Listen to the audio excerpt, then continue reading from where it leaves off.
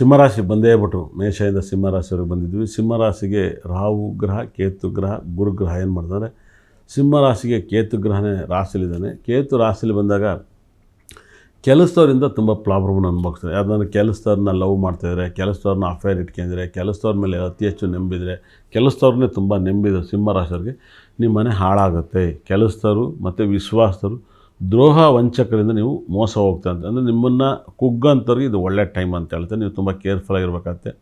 ಯಾಕಂದರೆ ರಾಹು ಮತ್ತು ಕೇತು ಸಿಂಹರಾಶಿಲಿರೋದ್ರಿಂದ ನಿಮ್ಮ ಮನಸ್ಥಿತಿಗಳು ಸರಿ ಇರಕ್ಕೆ. ಯಾಕಂದರೆ ಶನಿ ಭಾಳ ವಿಶೇಷವಾಗಿ ಸಿಂಹರಾಶಿಗೆ 2ನೇ ಮನೆ ದೃಷ್ಟಿ ಬೀಳೋದ್ರಿಂದ ತುಂಬ ಕೆಟ್ಟ ಫಲವನ್ನು ಅನುಭವಿಸ್ಬೇಕಾಗತ್ತೆ. ಯಾಕಂದರೆ ಕೇತು ರಾಶಿಗೆ ಬಂದಾಗ ನಿಮ್ಮ ಲೈಫಲ್ಲಿ ನಿಮ್ಮ ಪ್ರಾಬ್ಲಮನ್ನು ಅನುಭವಿಸ್ತಾ ಹೋಗ್ತೀರ ಅಂತ ಹೇಳುತ್ತೆ. ಸಿಕ್ಕಾಪಟ್ಟೆ ಪ್ರಾಬ್ಲಮ್ನ ಅನುಭವಿಸ್ತೀರ.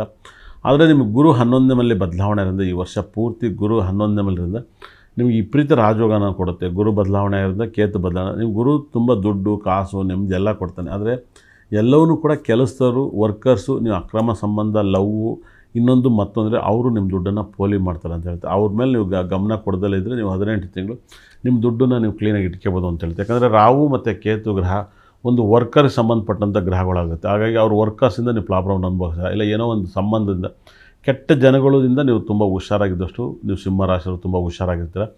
ಮತ್ತು ಶನಿ 8ನೇ ಮನೇಲಿದ್ದಾಗ ನಿಮಗೆ ಸಪ್ತಮಾಧಿಪತಿ 8ನೇ ಮನೆ, 6ನೇ ಮನೆ, 8ನೇ ಮನೇಲಿದ್ದಾಗ ನಿಮಗೆ ಈ ಸರಿ ಏನಾಗುತ್ತೆ, ಸಿಂಹರಾಶಿಯವರು ಗಂಡ ಹೆಂಡ್ತಿಲಿ ದೂರ ಆಗೋದು, ಗಂಡ ಹೆಂಡ್ತಿಲಿ ಆರೋಗ್ಯ ಸಮಸ್ಯೆ ಬರೋದು, ಗಂಡ ಹೆಂಡ್ತಿನ ಕಳ್ಕೊಳ್ಳೋದು, ಇಲ್ಲ ಗಂಡ ಹೆಂಡ್ತಿ ಜಗಳ ಮಾಡಿ ದೂರ ಆಗೋದು, ಇಲ್ಲ ಡೈವರ್ಸ್ ಆಗೋದು. ಈ ವರ್ಷದಲ್ಲಿ ಹೈಯೆಸ್ಟ್ ಈ ರಾಹು ಕೇತು ಬದಲಾವಣೆಯಿಂದ ಸಿಂಹರಾಶಿಯವರು ಸಿಕ್ಕಾಪಟ್ಟೆ ಡೈವರ್ಸ್ ಆಗೋದು, ಇಲ್ಲ ಅವರಿಬ್ಬರು ಗಂಡಸ್ಥಾನದಿಂದ ಡಿಸ್ಟರ್ಬ್ ಆಗೋದು, ಗಂಡು ಹೆಣ್ಣಿಂದ. ಮತ್ತು ಈ ಒಂದು ಟೆನ್ಷನಿಂದ ಶುಗರು, BP ಬರ್ಸ್ಕೊಂಡೆಲ್ಲ ಸಿಂಹರಾಶಿಯವರು ಹೊಸ ಕಾಯಿಲೆಯನ್ನು ಯಾರು ಮಾಡ್ಕೊಳ್ತಾರೆ, ಗಂಡ ಹೆಂಡ್ತಿ ಜಗಳ, ವರ್ಕರ್ಸ್ ಜಗಳ, ಈ ಪ್ರಾಬ್ಲಮಿಂದ ನೀವು ಸಾಕಷ್ಟು ಆರೋಗ್ಯ ಸಮಸ್ಯೆನ ಕೇಳ್ತೀರಿ. ಇದನ್ನೆಲ್ಲವೂ ಕೂಡ ಬಿಟ್ಟು ನೀವಾಯಿತು ನಿಮ್ಮ ಕೆಲಸ ಆಯಿತು ಅಂತ ಬುದ್ಧಿ ಮೆಚಡಾಯ್ದವ್ರಿಗೆ ಏನೂ ಬರೋಲ್ಲ. ಇದೇ ದೊಡ್ಡ ವಿಷಯ, ಇದೇ ನಮ್ಮ ಲೈಫು, ಇದರಿಂದ ನಮ್ಗೆ ಯಾಕೆ ಹಿಂಗೆ ಆಗ್ತೈತೆ ಅಂತ ಅಲ್ಲಿ ಕಚ್ಕೊಂಡು ನೀವು ನಿಂತರೆ ಒಂದಲ್ಲ ಒಂದು ಸಮಸ್ಯೆಯಲ್ಲಿ ನೀವು ಸಿಗಾಕಿರ್ತೀರ. ಒಂದು ಸಮಸ್ಯೆ ಆಗಿರೋದನ್ನ 10 ಸಮಸ್ಯೆ ಮಾಡ್ಕೊತಾರೆ, 10ನ 100 ಮಾಡ್ಕೊತೀರ.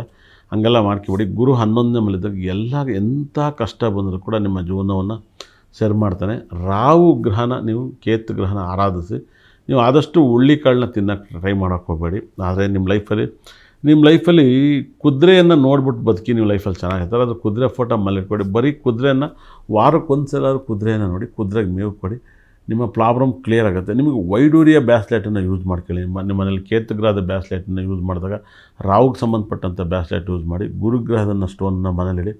ನಿಮ್ಮ ಲೈಫಲ್ಲಿ ಸಾಕಷ್ಟು ರಿಸಲ್ಟ್ ಬರುತ್ತೆ. ತುಂಬ ಒಳ್ಳೆಯ ಶುಭಫಲವನ್ನು ಸಿಂಹರಾಶಿಯಲ್ಲಿ ಕಾಣ್ತಾರೆ. ಇಲ್ಲಾಂದರೆ ಪ್ರಾಬ್ಲಮಲ್ಲಿ ಸಿಗುತ್ತಾರೆ. ವರ್ಕರ್ಸಿಂದ, ಲವ್ವಿಂದ, ಅಫೇರಿಂದ ನಿಮ್ಮ ಪ್ರಾಬ್ಲಮ್ ಇದೆ, ಬೇರೆ ಯಾವುದಿಂದಲೂ ಪ್ರಾಬ್ಲಮ್ ಇಲ್ಲ. ಇಷ್ಟನ್ನು ನೀವು ನೀಟಾಗಿ ನೋಡ್ಕೊಳ್ಳಿ. ಹುಡುಗಿ ನೋಡ್ಕೊಳ್ಳಿ, ಹುಡುಗ ನೋಡ್ಕೊಳ್ಳಿ. ಯಾರೂ ನಂಬೇಡಿ. ಸಿಂಹರಾಶಿಯವರು ಮೋಸ ಹೋಗ್ತಾರೆ. ಸಿಂಹರಾಶಿಗೆ ಒಳ್ಳೆ ಟೈಮ್ ಗುರು ಕೊಡ್ತಾನೆ, ಅದನ್ನು ಕಾಪಾಡ್ಕೊಳ್ಳಿ. ಇಷ್ಟ ತನಕ ನನ್ನ ಕಾರ್ಯಕ್ರಮ ನೋಡಿದಾಗ ನನ್ನ ಬ್ರಹ್ಮ ನನ್ನ ಭದ್ರಕಳಿ 9 ನಾವು ಕೂಡ ಸಕಲ ಸಂಪತ್ತು ಐಶ್ವರ್ಯ ಕೊಟ್ಟು ನೋಡಿದವ್ರನ್ನ ಉದ್ಧಾರ ಮಾಡಲಿ ಅಂತ ಕೈ ಮುಗಿತೀನಿ. ಈ 9 ಗ್ರಹಗಳು ಸಿಂಗಲ್ ಆಗಿದ್ರೇನು, ಡಬ್ಬಲ್ ಆಗಿದ್ರೇನು, ತ್ರಿಬ್ಬಲ್ ಆಗಿದ್ರೇನು, ಒಂದು ಜಾಗದಲ್ಲಿ ತ್ರಿಬ್ಬಲ್ ಡಬ್ಬಲ್ ಆಗಿದ್ರೆ ಏನಾಗುತ್ತೆ, ಜೋಡಿ ಎತ್ತಾದ್ರೇನು, ಸಿಂಗಲ್ ಎತ್ತಾದ್ರೇನು. ರಾಹು ಗ್ರಹ ನಿಮ್ಮ ಜೀವನದಲ್ಲಿ ಏನೆಲ್ಲ ಮಾಡ್ತಾನೆ, ಸ್ಪೋರ್ಟ್ಸ್ ಮ್ಯಾನ್ ಗ್ರಹ ಆಗ್ತಾನೆ. ರಾಹು ಗ್ರಹ ಸ್ಪೋರ್ಟ್ಸ್ ಮ್ಯಾನು, ಹೋಟೆಲ್ ಗ್ರಹ ಆಗ್ತಾನೆ.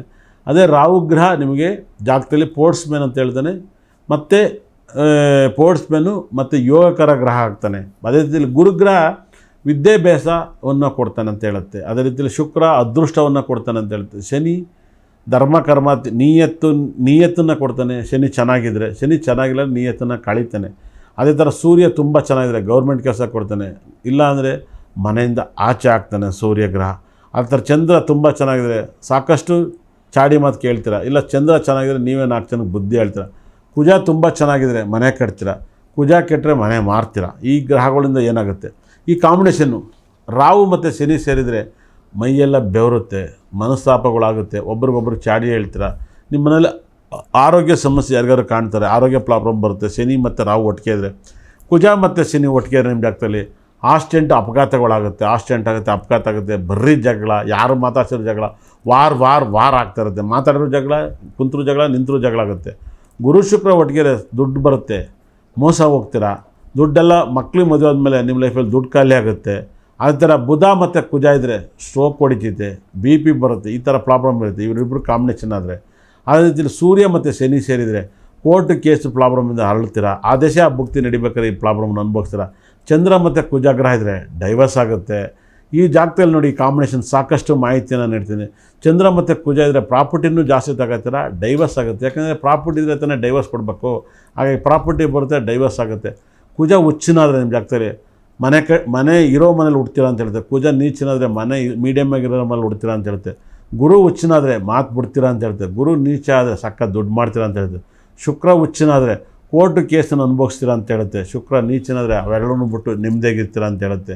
ಅದೇ ಶನಿ ಹುಚ್ಚಿನಾಗಿದ್ದರೆ, ಶನಿ ಗ್ರಹ ಹುಚ್ಚಿನಾಗಿದ್ದರೆ ಒಳ್ಳೆ ದೀರ್ಘ ಆಯುಸ್ಸನ್ನು ಅನುಭವಿಸ್ತಾರೆ. ಶನಿ ನೀಚನಾಗಿದ್ದರೆ ಪ್ರಾಬ್ಲಮಲ್ಲಿ ಆರೋಗ್ಯ ಪ್ರಾಬ್ಲಮ್ಸ್ ಯಾಕೈತೀರ. ಸೂರ್ಯ ಹುಚ್ಚಿನಾಗಿದ್ದರೆ ಅಧಿಕಾರವನ್ನು ಅನುಭವಿಸ್ತೀರ.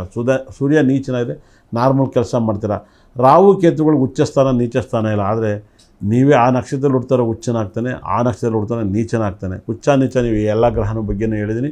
ಜೋಡಿ ಕಾಂಬಿನೇಷನ್ ಗ್ರಹ ಬಗ್ಗೆ 9 ಗ್ರಹಗಳು ಯಾವ ಗ್ರಹ ಜೊತೆ ಸೇರಿದೆ ಅಂತೀನಿ. ಇಷ್ಟ ತನಕ ನೋಡಿದ್ರೆ ಜಿಂಗ ಲಕ ಲಕ ಲಕ ಬರ್ರೋ ನಂಬರ್ ಅಂದರೆ ನಾನು ಅಂದರೆ ನಂಬಸ್. ಓಂ ಬ್ರಹ್ಮದೇವಾಯ ನಮಃ. ಎಲ್ಲರಿಗೂ ನೋಡಿದ್ರೆ ಒಳ್ಳೆಯದಾಗಲಿ.